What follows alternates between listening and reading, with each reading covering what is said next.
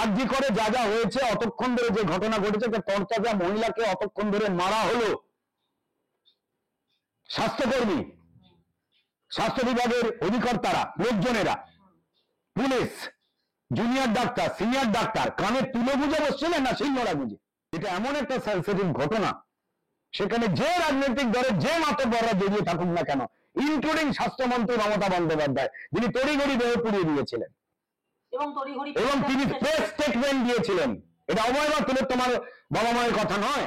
CBI চাইছে যে আমরা কড়া প্রশ্নের মুখে নিজেরাই পড়ি। হাইকোর্টে মদন মিত্র এতদিন অসুস্থ হয়েছিলেন, তারপর তিনি ঘুমাচ্ছিলেন, তার দলে এখন বাদরের পিঠে ভাগ চলছে, দলের মালিক কে হবে না হবে একে ঠুসঠাস করে গুলি করে দিচ্ছে। হ্যাঁ, আবার মমতা বন্দ্যোপাধ্যায় দেখতেই পাওয়া যাচ্ছে বিভিন্ন রকম মিডিয়াতে, সে তার পরিষ্কার বিভিন্ন দুর্নীতিতে হয় জেল খেটেছে বা জেল খাটবে বা জেলে যাওয়া বিভিন্ন যে নেতারা রয়েছেন তাদেরকে জড়ো করে একটা নতুন টিম তৈরি করেছেন, যে মানুষের বাচ্চা হয়ে এই তৃণমূলের নেতারা তারা নিজেরাও এই প্রশ্নগুলো নিজেরাও তুলছেন এবং জানেন কিন্তু এই প্রশ্ন তুললে আমার প্রমোশন হবে না। এদের ভাবমূর্তি খারাপ হওয়ার কিছু নেই। এনারা চোর ছিলেন, জোচ্চোর ছিলেন, গণতন্ত্রের লুটেরা ছিলেন। তারপর এদের বাড়ির স্ত্রী, পুত্র এবং বাবা মাই সন্দেহ প্রকাশ করছেন যে আমাদের ঘরে মানুষের মতো দেখতে যে লোকটা ঘুরছে সে কি আদপেই মানুষ, নাকি সার্কাসে খেলা দেখানো কোন একটি জীবজন্তু হবে যে মানুষের পোশাক পরে ফেলেছে। দেখুন, এটা খুব সোজা ঘটনা যে সমাজে একটা অস্থিরতা তৈরি হয়েছে। তার কারণ যে ঘটনা ঘটেছে অভয় বা তিলোত্তমার সঙ্গে, বারবার ঠিক এই ধরনের ঘটনা বহু আগে পশ্চিমবঙ্গে ঘটেছে, পরেও ঘটেছে অভয় ঘটনার পরে। কিন্তু যে পরিকল্পিত উপায়ে সরকার এবং রাজ্য সরকারের দুটি ডিপার্টমেন্ট, যে দুটি ডিপার্টমেন্টের মন্ত্রী মমতা বন্দ্যোপাধ্যায়, যে দুটি ডিপার্টমেন্টের সম্পর্কে মানুষের অভিযোগ বা তাদের খোলা চোখে রোজ দেখা যে যে দুর্ভাগ্যপূর্ণ ঘটনাগুলো, দুর্নীতির ঘটনাগুলো, তা বিরল অবশ্যই। কিন্তু এই বিরলতম কি বিরলতম নয় তা প্রমাণ সাপেক্ষ, এভিডেন্সের উপরে এক একটা করে তদন্তের পর্যায়ে যায়। এবং সেক্ষেত্রে সিবিআই স্ট্র্যাটেজিক্যালি তাদের এই কাজগুলো করতে পারে, কেন করেছে তা জানি না, কিন্তু অবশ্যই প্রচুর প্রশ্ন উঠেছে এই বিষয়ে। কোনো অবকাশই নেই যে পুলিশ 4 দিন ধরে তথ্য প্রমাণ জোগাড়ের নামে কোন তথ্য প্রমাণ লোপাট করবে, কিভাবে এফআইআর করবে, সেখানে কোন ভুল কথা ইচ্ছা করে লিখবে, কত দেরিতে করবে। অভয়া বা তিলোত্তমার যে ল্যাপটপ বা ফোন, তাতে তার নিজেরই ফিঙ্গারপ্রিন্ট নেই। আবার ঠিক যেমন সঞ্জয় রায়ের যে ব্লুটুথ হেডসেট যেটা পাওয়া গেছে, তার যা ছিল এবং যা জমা পড়েছে সিজার লিস্টে, দুটো আলাদা কোম্পানির হয়ে গেছে। এই নানা রকম যে অসঙ্গতি, আমরা যখন শিয়ালদা কোর্টের বিচারক রায় দিলেন, আমরা রায়টাকে নিয়ে বিচলিত হয়েছি, কিন্তু এই রায়ের যে 170 পাতা প্রায় যে রায়, সেই রায়তে প্রত্যেকটা মুহূর্তে তিনি লিখে গেছেন যে কিভাবে গুলিয়ে দেওয়া হয়েছে, এবং সেই গুলিয়ে দেওয়া কোন একটা পরিকল্পনা ছাড়া হতে পারে না। পুলিশের ভূমিকা একদম তৃণমূল নেত্রী, আমাদের সম্মানীয় মুখ্যমন্ত্রী, তিনি যেভাবে চেয়েছিলেন একা সঞ্জয়ের মতোই করে যেন পুরো ঘটনাটা সাজানো হোক, এবং তা যেন তার পুলিশেরা করেছে মন দিয়ে। কিন্তু তারপর সিবিআই এর যে তদন্তের ধরন, সেই ধরন নিয়ে অনেকেই অসন্তোষ প্রকাশ করছেন। কেন সিবিআই এটা করছে তা তো বলা যাবে না, কিন্তু আবার বলছি যে টোটাল ঘটনার মনিটরিং করছে কিন্তু সুপ্রিম কোর্ট, তার উপরে পুলিশও নয়, এমনকি সিবিআইও নয়। এবং তাদের প্রত্যেক মুহূর্তে এখতিয়ার রয়েছে সিবিআই কে এমনকি পার্সোনালি ডেকেও জিজ্ঞেস করা যে বন্ধ খামে আপনি কেন এই অসঙ্গতি বা যেগুলো নিয়ে জনমানুষের প্রভাব আসছে বা আমাদের অভয়া বা তিলোত্তমার যে বাবা মা যাদেরকে বিভিন্নভাবে হেনস্থা করার চেষ্টা করছে রাজ্যের শাসক দল, তারা মেয়ের বিচার চেয়ে হন্যে বিভিন্ন জায়গায় ঘুরে বেড়াচ্ছে, তাদের একটা অসন্তোষ কাজ করছে।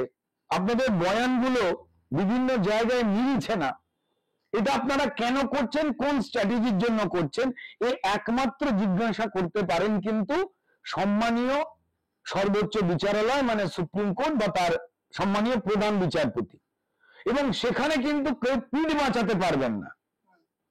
দেখুন, প্রত্যেকটা বিভাগেই কিন্তু, প্রত্যেকটা দপ্তরেই কিন্তু কিছু ঠিক এবং ভুল লোক চিরকাল থাকে, আমাদের বাড়িতেও থাকে, অন্যান্য জায়গায় থাকে। ঘটনার জায়গা হচ্ছে, ধরুন পশ্চিমবঙ্গ সরকার নবান্নে যারা চাকরি করছে তারা কি সবাই তৃণমূলের ভোটার বা তৃণমূলকে পছন্দ করেন? যে সরকার চালাচ্ছে একদমই না।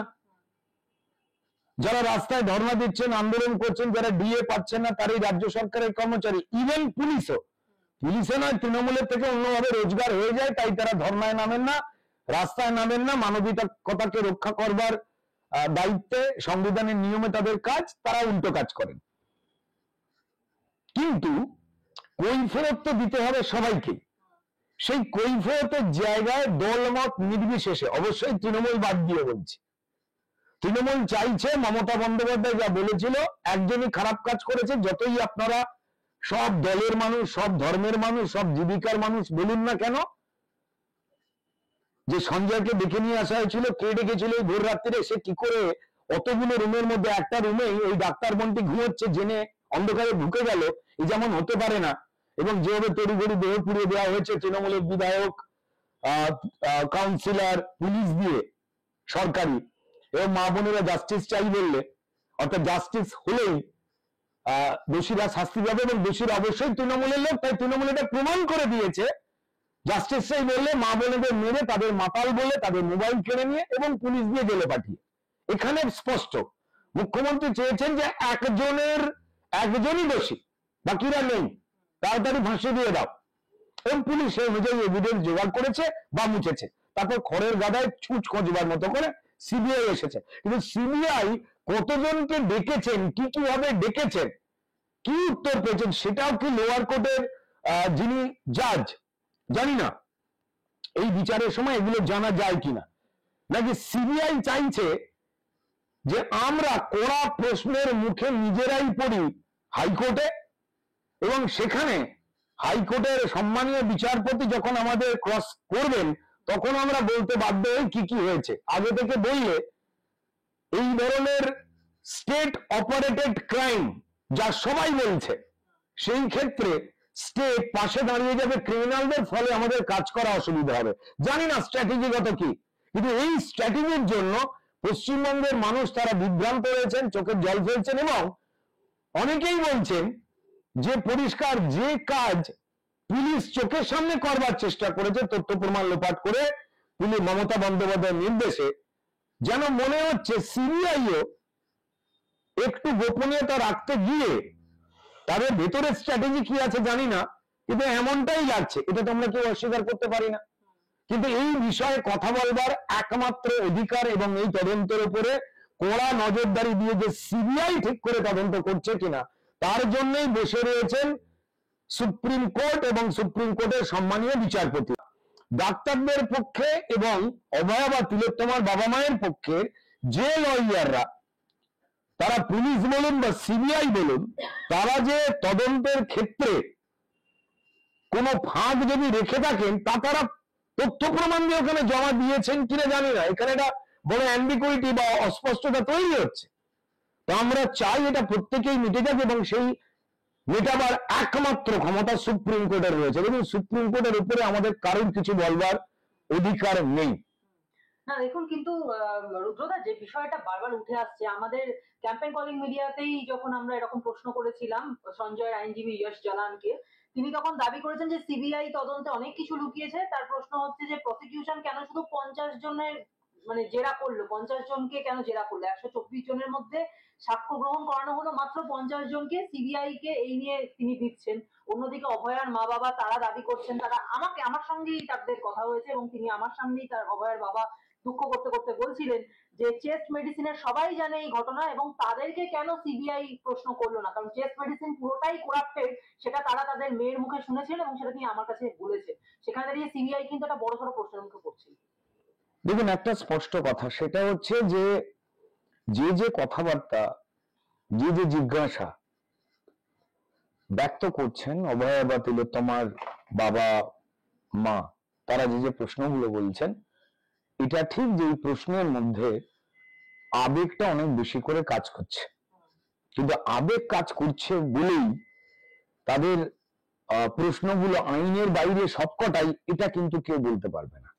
ডেফিনেটলি আবেগের কিছু প্রশ্ন আছে যে প্রশ্নের উত্তর হয় না, কিন্তু তার বাইরে তারা এমন বেশ কিছু প্রশ্ন করেছেন যে প্রশ্ন আপনার আমার জনসাধারণের, যে কোনো মানুষের, আবার বলছি তৃণমূল ছাড়া দল মত নির্বিশেষে প্রত্যেকটা মানুষের। আর এই যে প্রশ্ন, বাবা মায়ের যে কথা, সে কথা সুপ্রিম কোর্ট অব্দি পৌঁছচ্ছে না এমনটা তো নয়।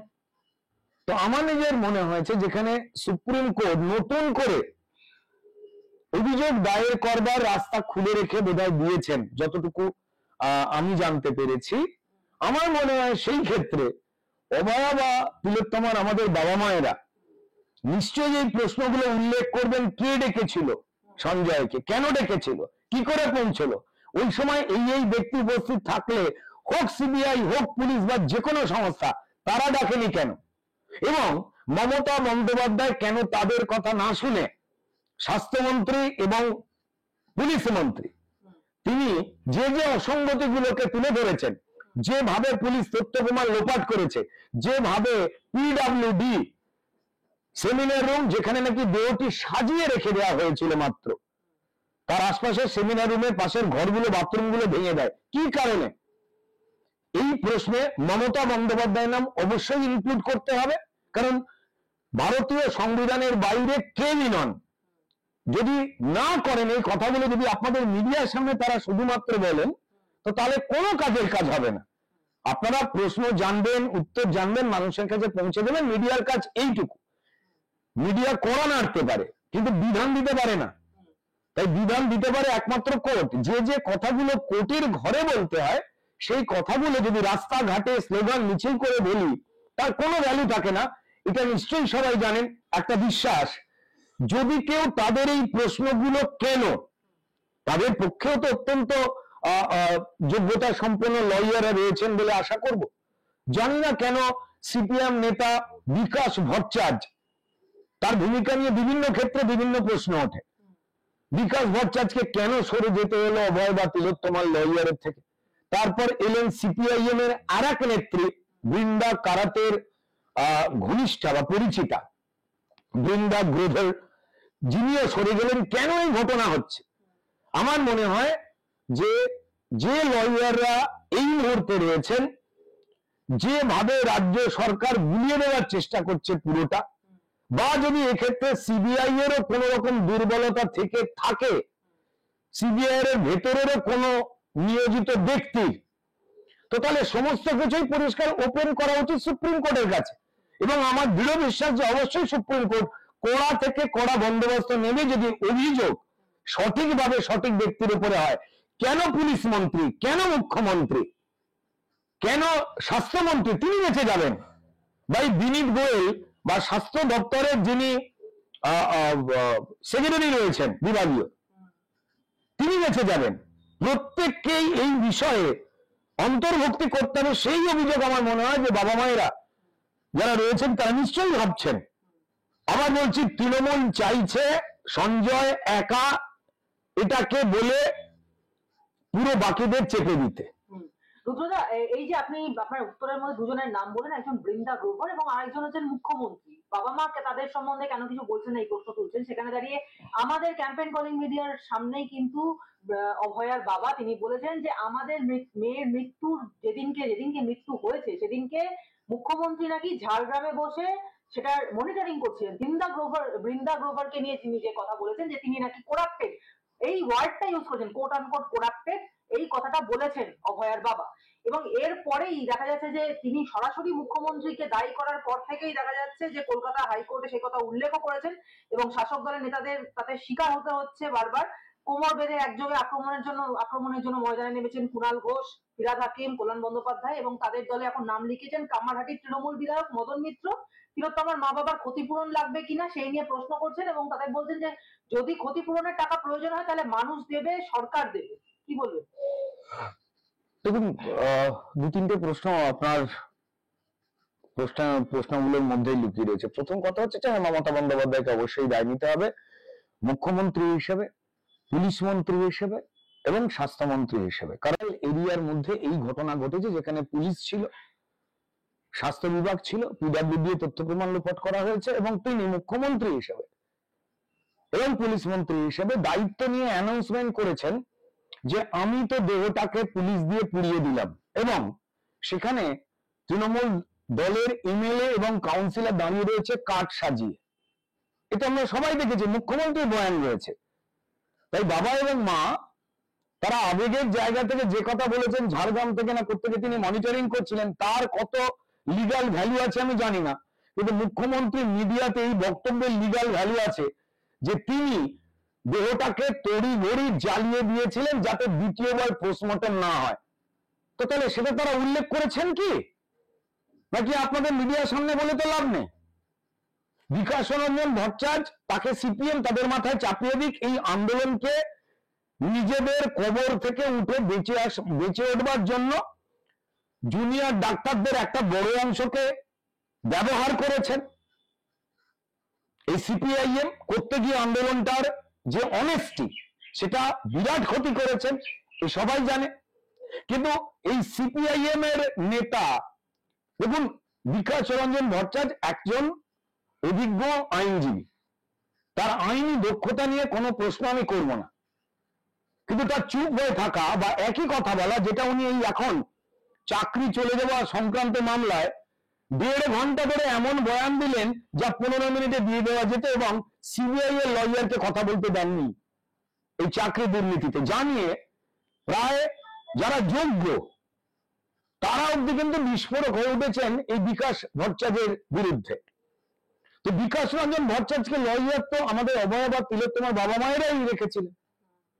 তারপর যাকে দুর্নীতিগ্রস্ত বলছেন তাকেও তো তারাই রেখেছিলেন। এবার কে সাপ্লাই দিতে বলেছিল তাদের, সেই নামগুলো তারা সামনে নিয়ে আসুক। কিন্তু দেখুন, এতে তর্কাতর্কি হবে কিন্তু তাদের যন্ত্রণার অবসান হবে না। আমরা যে যতই বড় বড় কথা বলি না কেন, তাদের মেয়ে হারিয়েছেন তারা। আমরা সহানুভূতি প্রকাশ করতে পারি যে কেউ, কিন্তু তাদের পরিবারে যে অভাব সেটা আমরা কেউ পূরণ করতে পারবো কি? কেউই পারবো না। মমতা বন্দ্যোপাধ্যায় স্বাস্থ্যমন্ত্রী, পুলিশ মন্ত্রী, মুখ্যমন্ত্রী হিসাবে এই পুরো ঘোটালার মধ্যে যে জড়িয়ে রয়েছেন, এই পরিকল্পিত নৃশংস হত্যাকাণ্ডের মধ্যে জড়িয়ে রয়েছেন, তা পশ্চিমবঙ্গবাসী জানেন বলেই তারা রাস্তায় নেমেছিলেন সবাই একযোগে। কেমন? তো যাই হোক না কেন, সেটা তো বয়ানে উল্লেখ করতে হবে। তাদেরকে নতুন করে কমপ্লেন করবার সুযোগও বোধহয় দিয়েছে সম্মানীয় সুপ্রিম কোর্ট। তো তারা বলুন, তথ্য প্রমাণ দিয়ে, তাদের তো লয়ার রয়েছে।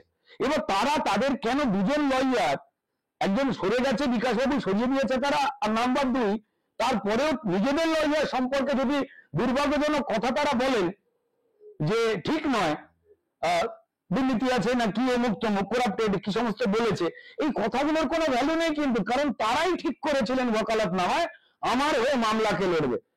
দেখুন, সহজ সরল মানুষ তারা কিন্তু আইনের প্যাঁচ পয়জার বোঝে না। আমাদের শিক্ষা ব্যবস্থায় ছোটবেলা থেকে শেখানো হয় যারা আমাদের দেশ ইংরেজের মতো করেই দখল করেছিল, লুট করেছিল, বাবর, জাহাঙ্গীর, ঔরঙ্গজেব, তাদেরকে বড় ভাবমূর্তির মিথ্যে একটা মালায় জড়িয়ে আমাদের পড়ানো হয়। উত্তর গোলার্ধে কোথায় সাদা ভাল্লুক পাওয়া যায় কি কোথায় 4 ঠ্যাঙওয়ালা ক্যাঙ্গারু পাওয়া যায় সেটা আমাদের পড়ানো হয়, যেটা আমাদের জীবনে বেঁচে থাকতে গেলে কিন্তু কাজে লাগে না।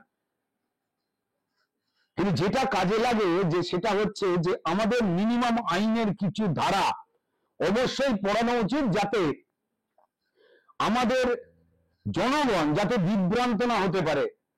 ডাক্তার ভালো হয়, খারাপও হয়। এই সন্দীপ বসু তো ডাক্তার ছিল আরজি করে, আরো তো প্রচুর রয়েছে, এই বিরূপাক্ষ অভিক এরা তো ডাক্তার ছিল। এটা ভালো না খারাপ? জুনিয়র ডাক্তাররা যারা আন্দোলন করেছে, যারা ক্যামেরার সামনে আসেনি, তারা অপদার্থ, খারাপ। যারা এত প্রতিবাদী, এত অনেস্ট, প্রমাণ করতে গিয়ে কয়েকজন জুনিয়র ডাক্তারের সময় লাগলে তাদের বন্ধুর মৃতদেহ, তারা যে এই অন্যায় এই কলেজগুলোতে, এই মেডিকেলে মমতা বন্দ্যোপাধ্যায়, তৃণমূল সরকার এই সন্দীপদের দিয়ে ঘটাতো, তখন তারা চুপ করেছিলেন কেন? তো বাদ দিন।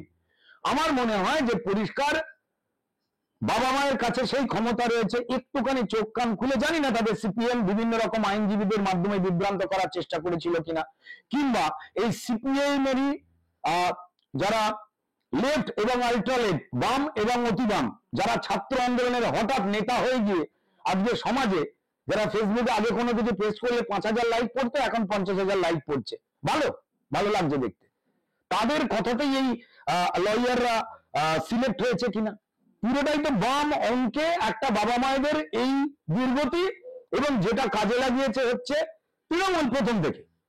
তো ফলত তারা সঠিক তাদের জায়গাতে মমতা বন্দ্যোপাধ্যায় থেকে শুরু করে বাকি যা যা তাদের মনে হচ্ছে প্রমাণ দিয়ে, তাদের আইনজীবী রয়েছেন এখন, তাদের সঙ্গে পরামর্শ করে সুপ্রিম কোর্টে মামলা দাখিল করতে হবে সোজা। সুপ্রিম কোর্ট এটা কিন্তু বন্দোবস্ত নেবেনি, কারণ তাদের কাজ, সেটা ইডি হোক, সিবিআই হোক, যে কোনো তদন্তকারী সংস্থা হোক, কেউ রেয়াত পায় না, কিন্তু কড়া শাস্তি দেয় সুপ্রিম কোর্ট। এই একটা দিক। দ্বিতীয় দিক, জাস্টিস ফর আরজিকর বললে কাউকে কি নির্দেশ দেওয়া হয় কে খুন করেছে বা কে অন্যায় করেছে? না, জাস্টিস অর্থাৎ বিচার, তাতে যে কোনো দল মত যেখান থেকেই আসুক না কেন, মানুষ যিনি দোষী হবেন তার শাস্তি হবে, এটাই। কিন্তু যখনই পশ্চিমবঙ্গের মায়েরা, বোনেরা, মানুষ তারা রাস্তায় নেমেছেন, প্রতিবাদ করেছেন, তখন তৃণমূল দল তাদেরকে মারধর করেছেন, মোবাইল কেড়ে নিয়েছে। বারবার আমরা টেলিভিশনে, মিডিয়ায়, পাড়ায়, বিভিন্ন জায়গায় দেখতে পেয়েছি। জাস্টিস ফর আরজিকর বলা হয়েছে, তারা গান গেয়েছেন, সেটা পুজো মণ্ডপ থেকে শুরু করে, বারাসাত থেকে শুরু করে বিভিন্ন জায়গায় খুনের ধারায় মামলা দিয়ে পুলিশ মন্ত্রী মমতা বন্দ্যোপাধ্যায় জেলে পুরে দিয়েছে, এও আমরা দেখেছি। এইটার এগেনস্টে মামলা হওয়া উচিত রাজ্য সরকারের বিরুদ্ধে, কেউ পার পাবে না, করছেন না কেন? এবং তারপর পরিষ্কার আজকে দাঁড়িয়ে তার বাবা মা যখন তার মেয়ের সুবিচারের জন্য বিভিন্ন জায়গায় কাঁদতে কাঁদতে ছুটে বেড়াচ্ছেন, সেখানে দাঁড়িয়ে এই পাষণ্ড তৃণমূলের বিভিন্ন সময় দুর্নীতিতে জড়িয়ে থাকা বা দুর্নীতিতে সমর্থন করা, খুন দুর্নীতিতে সমর্থন করা নেতারা, তারা বাবা মাকে ছোট করছেন, হুঙ্কার দিচ্ছেন, থ্রেট দিচ্ছেন। সেটা ববি হাকিম থেকে শুরু করে, মদন মিত্র থেকে শুরু করে, কুণাল ঘোষ থেকে শুরু করে বিভিন্ন জন, ছেড়ে দিন কত নাম বলবো, তা দিয়ে তারা বারবার প্রমাণ করছেন যে যাদের তারা আড়াল করতে চাইছেন বা এই নৃশংস পরিকল্পিত হত্যাকাণ্ডের সঙ্গে অবশ্যই তৃণমূল জড়িয়ে, নাহলে তারা এই কথা একেবারে বলতেন না। এবং এই ঘটনাতে অপরাধীদের বাঁচাবার ক্ষেত্রে তৃণমূল নেত্রীর কোথাও না কোথাও স্পষ্ট যোগাযোগ আছে। সঠিকভাবে সুপ্রিম কোর্টে যদি মামলা দায়ের করেন, ইভেন এই যে পাষণ্ডরা এই কথাগুলো বলছে, কত টাকা চাই বলছেন কেউ কেউ, লজ্জাও লাগে না? আপনার সন্তান চলে গেলে আপনি কথা বলতে পারতেন? নিজের নামের আগে, মানুষ বলবার আগে, সমাজে বেরোবার আগে একবার ভেবে দেখবেন। আপনি যে রাজনৈতিক দল করুন না কেন, মানুষ থুতু ছুড়বে স্যার, দয়া করে কথাগুলো বলা বন্ধ করুন। আপনি যেই হন, যা করছেন অন্যায় করছেন, যা করছেন তা কোনো সুস্থ মানুষের বাচ্চা করতে পারে না। না রুদ্রদা, এখানে যেটুকু, যদি এইটুকুও বলা হতো যে আপনি কত টাকা চান, এইটুকু যদি বলা হতো, মনে করতাম যে রাজনৈতিক কারণে তিনি বলতে বাধ্য হচ্ছেন। কিন্তু তারা তো সরাসরি বলছেন অভয়ের মা বাবা নাকি রাজনীতি করছেন, তাদের গলা থেকে যেটা বেরোচ্ছে সেটা নাকি রাজনীতির কথা, এবং সেটা নাকি তারা বামেদের যে মুখপত্র সেখান থেকে নাকি পড়ে ফেলতে পারছেন, মানে সেখান থেকেই নাকি খবর পাচ্ছেন। তাতে তৃণমূল বিধায়করা যেটা বলছেন, যে প্রথমে বলছেন সঞ্জয় রায়কে ফাঁসি দিতে হবে, অভয়ের মা বাবা বলছেন ওকে ফাঁসি থেকে বাঁচানোর চেষ্টা করেছেন তৃণমূলের বড় বড় মাথারা, রাজ্য কোর্টে গেল ফাঁসি চেয়ে, সিবিআই কোর্টে গেল ফাঁসি চাইলো, মমতা বন্দ্যোপাধ্যায় বললেন ফাঁসি চাই। এখন যখন ফাঁসি হলো না, তখন বলছেন মমতা বন্দ্যোপাধ্যায় এত তাড়া কেন ফাঁসি দেওয়ার, সঞ্জয়কে ফাঁসি হলে তথ্য প্রমাণ লোপাট হয়ে যাবে। একই সঙ্গে বলছেন মদন মিত্র বলছেন তাহলে মমতা বন্দ্যোপাধ্যায় কি করবেন, ওরা কিছু চাই না বলছেন, রাতারাতি প্রতিদিন কথা বদলে যাচ্ছে। বিজেপি সিপিএম এর মতো কথা ওদের মুখে তোতা পাখির বুলি, তাহলে কি ক্ষতিপূরণ চান সেটা মুখে বলুন।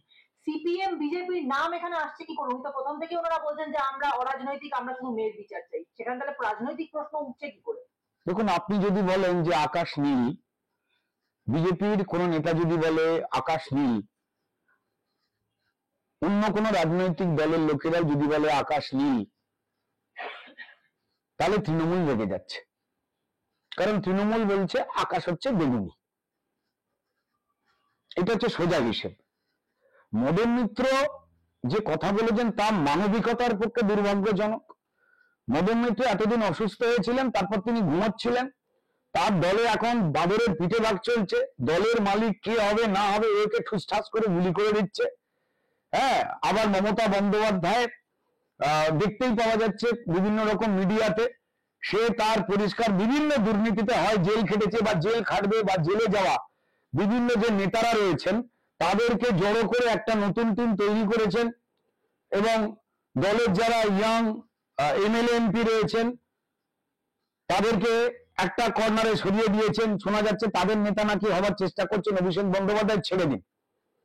এই বাঁদরের পিঠেভাগের সময়তে প্রচুর লোক আছে যারা মমতা বন্দ্যোপাধ্যায় বাঁচাও এটা করতে গেলে এই অভয়া বা তিলোত্তমা,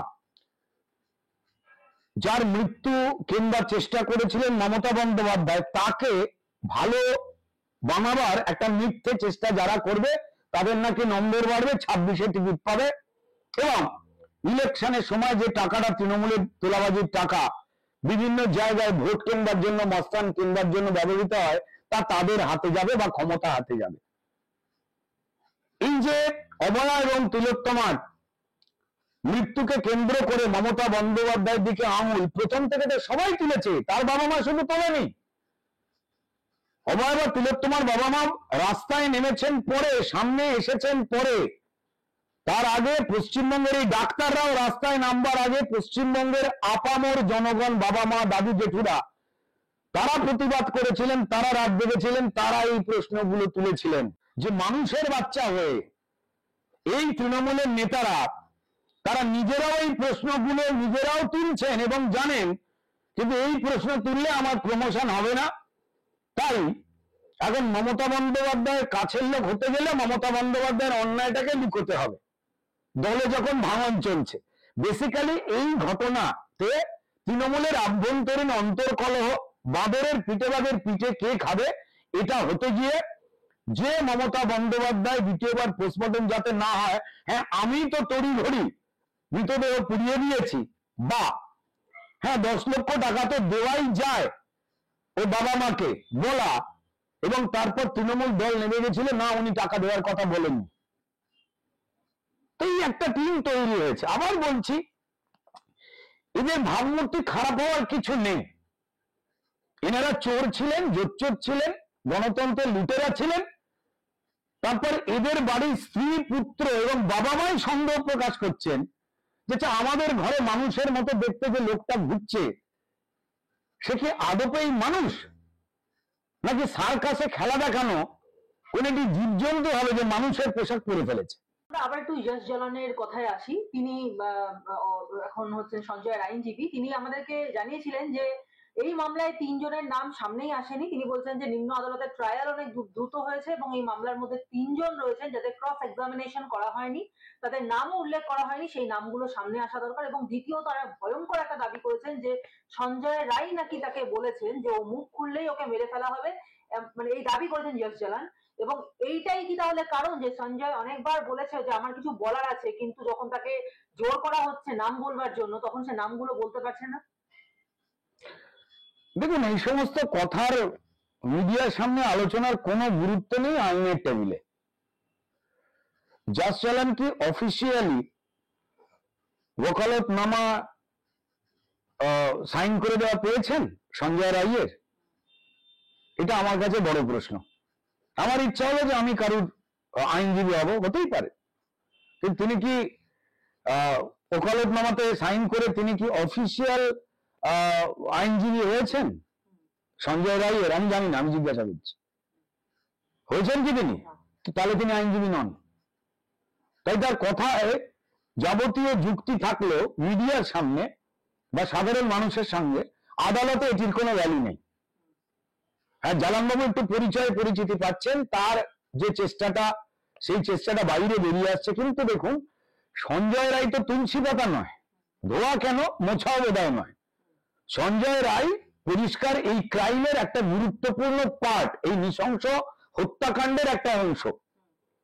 ভারতীয় আইনের সৌন্দর্য বা মজাটা এখানেই যে যে কোনো কেউ কঠিনভাবে অভিযুক্ত হয়ে গেলে তার হয়েও কিন্তু আইনজীবী বক্তব্য রাখতে পারেন।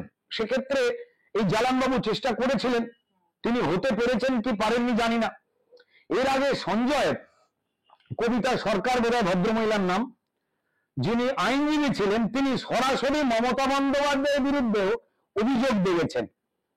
তা দিয়েও সঞ্জয় কেন ওই রাত্রে কার ফোনে ওখানে এসে ঢুকেছিল, অতগুলো রুম পেরিয়ে অত তলায় উঠে অন্ধকারে কি করে জেনে গেল কোথায় একটি মেয়ে ঘুমোচ্ছে, এবং তাকে কোন পুলিশ ইনস্ট্রাকশন দিত কনস্ট্যান্ট, বারবার ভ্যান চাপড়েছে সঞ্জয়, কিন্তু নাম বলেনি, অনেক পরে একটা নাম বলেছিল বিনীত গোয়েল। সেই বিষয়টি দীর্ঘ আলোকপাত করেছেন না। দেখুন, আইনজীবীর কাজ হচ্ছে যে খুন হলো তাদের পক্ষে কথা বলা, বা যিনি খুন করেছেন তাকে নিরপরাধ প্রমাণ করা।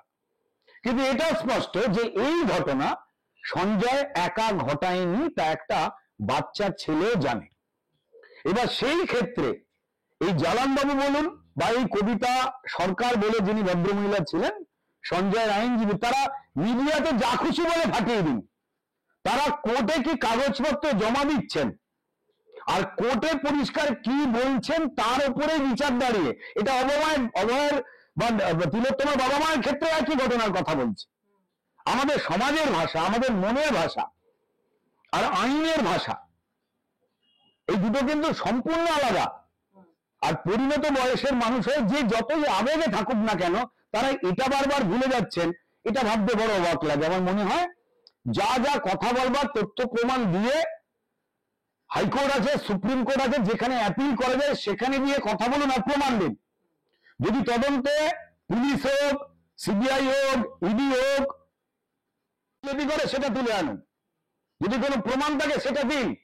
নাহলে শুধুমাত্র দেখুন মিডিয়াতে বাজার গরম হবে, আমরা আলোচনা করব, আমাদের কারুর মন ভালো হবে, কারুর মন ভালো হবে মানে তৃণমূলের মন ভালো হবে, এই তো আমরা বুঝিয়ে দিতে পারলাম, এই তো আমরা তৃণমূলকে বাঁচিয়ে দিতে পারলাম, সামনে 26-এ ভোট, নাহলে এটা কেলো হয়ে যাবে, আরো চুরি করতে পারবো, মুসলমান সমাজকে সঙ্গে নিয়ে ঠকিয়ে যে ভোটটা পায় সেটাতে তারা এইভাবে বগল বাজাবে, এ আমরা সবাই জানি। আলোচনা বড্ড বেশি মিডিয়াতে হচ্ছে, হবে, কিন্তু ঘটনা হচ্ছে সেই আলোচনা তথ্য প্রমাণ দিয়ে কি কোর্টে সাবমিট করছেন কেউ? 90% মানুষ লোয়ার কোর্ট যে কারণে বলেছিল যে এটা, আমাদের অনেকেরই অস্বস্তি হয়েছিল যে কি করে হয়, বিরলতম ঘটনা নয়, তিনি পুঙ্খানুপুঙ্খ লাইনে বিচার বক্তব্য রেখেছেন, সেখানে কার কোথায় গাফিলতি তিনি সমস্ত প্রশ্ন তুলে দিয়েছেন। সেইটা আমাদের জনগণ কজন জানে? কেউ জানেন না, অধিকাংশ জনই জানেন না যে সেখানে প্রত্যেকে ছত্রে এই মৃত্যুর সময় থেকে রাজ্য সরকারি গাফিলতি এবং পুলিশি ব্যর্থতা এবং দায় নিয়ে যাওয়া কতটা মারাত্মক এবং গভীর এবং কিভাবে এই তদন্তকে গুলিয়ে দিয়েছে তা প্রত্যেকটা লাইনে উঠে এসেছে।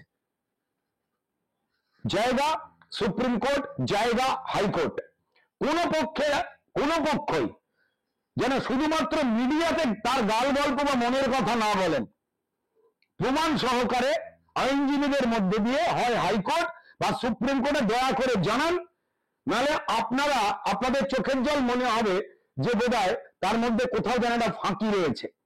আমি বাইরে বলছি, এই আমি জুনিয়র ডাক্তারদের ক্ষেত্রে দেখেছি, তারা থেকে থেকেই সিপিআই এর নেতাদের বগলে পুরে বা কোলে উঠে তারা অনেকেই আমরা নিরপেক্ষ বলে একে তাকে বিভিন্ন বিজেপিকে থেকে স্লোগান দেবো, এরা করেছে, করে আবার বলেছে নিরপেক্ষ, আবার উন্নাও হাতরাসের ঘটনা তুলেছে, বেশ করেছে। কিন্তু পশ্চিমবঙ্গের মণিপুরে যখন বিজেপির একজন মহিলাকে নগ্ন করে মুসলমান মহিলাকে কুচবিহারে 1 কিলোমিটার দৌড় করানো হলো, মারা হলো, যা কোনো অংশে মণিপুরের থেকে ছোট ঘটনা নয়, সেটাকে বেমালুম চেপে গেলেন আমার এই নিরপেক্ষ প্রতিবাদী জুনিয়র ডাক্তার নেতারা। এবং যেদিন এই রায় বেরোচ্ছে, দাঁড়ান, যেদিন এই রায় বেরোচ্ছে সেদিন অধিকাংশ জুনিয়র ডাক্তার নেতাকে দেখতে পাওয়া যায়নি মিডিয়ার সামনে। কেন? তারা কোথায় গিয়েছিলেন? আমি আবার বলছি, আরজি করে যা যা হচ্ছে, আরজি করে যা যা হয়েছে, অতক্ষণ ধরে যে ঘটনা ঘটেছে, একটা তরতাজা মহিলাকে অতক্ষণ ধরে মারা হলো, স্বাস্থ্যকর্মী, স্বাস্থ্য বিভাগের অধিকর্তারা, লোকজনেরা, police, junior doctor, senior doctor কানে তুলো বুঝে বসছিলেন না শিলনোড়া বুঝে? কোথায় হারিয়ে গেছিলেন সবাই? তারপর নাম তো নিশ্চয়ই বেরোবে। দেখুন, ভারতীয় আইনের উপরে আমাদের আস্থা রয়েছে, কিন্তু আবার বললাম, বিচারক কি কি হচ্ছে সেই শুনে তো বিচার দেবেন না। ঘটনাক্রমে প্রাপ্ত প্রমাণ, কাকে ডেকে জিজ্ঞাসাবাদ করা হয়েছে, কারা কোন ডিউটিতে কখন ছিল, কোথায় কে হাওয়া হয়ে গেছিল, তার সমস্ত ডকুমেন্টেশন আদালত চাইলেই পেতে পারেন। আমি তর্কের খাতিরে বলছি, পুলিশ বা সিবিআই দিল না, যিনি নিরপেক্ষ বিচারক তিনি কি জানতে চাইবেন না? অবশ্যই চান। আর সেখানে কেউই বাঁচতে পারবে না যদি কেউ জড়িয়ে থাকেন। হ্যাঁ, রাজ্য সরকারের একটা চেষ্টা থাকবেই যে পরিষ্কার প্রসেসটাকে ডিলে করে দেওয়া। আমরা বিভিন্ন চাকরি বাকরি, চাল ডাল, বিভিন্ন চুরি অন্যায় পশ্চিমবঙ্গে রাজ্য সরকারি সহায়তায় যা যা ক্রিমিনালরা ঘটিয়েছে, সেই ক্ষেত্রে বারবার দেখেছি তারা আদালতে হাইকোর্ট করে রায় দিয়ে দিলেই ডিভিশন বেঞ্চে চলে যায়, যাতে দেরি হয়। নিয়ম আছে আমার দেশে, ডিভিশন বেঞ্চে কোনো কিছু হয়ে গেলে সুপ্রিম কোর্টে চলে গেল, কারণ জানে সুপ্রিম কোর্টে পাহাড় প্রমাণ মামলা। এবার সুপ্রিম কোর্টে কোনো কিছু হয়ে গেলে সুপ্রিম কোর্টে ডিভিশন বেঞ্চে চলে যায়। ইচ্ছা করে তারা তাদের লাইফ টাইমটাকে বাঁচিয়ে একটু বেশি করে সময় নিয়ে নেয় পরিকল্পনা করবার, কোনো কিছু বলবার। কপিল সিব্বলকে বারবার সুপ্রিম কোর্ট বিভিন্ন জিনিস দিতে বলেছিল, দিয়েছেন, এখনো না।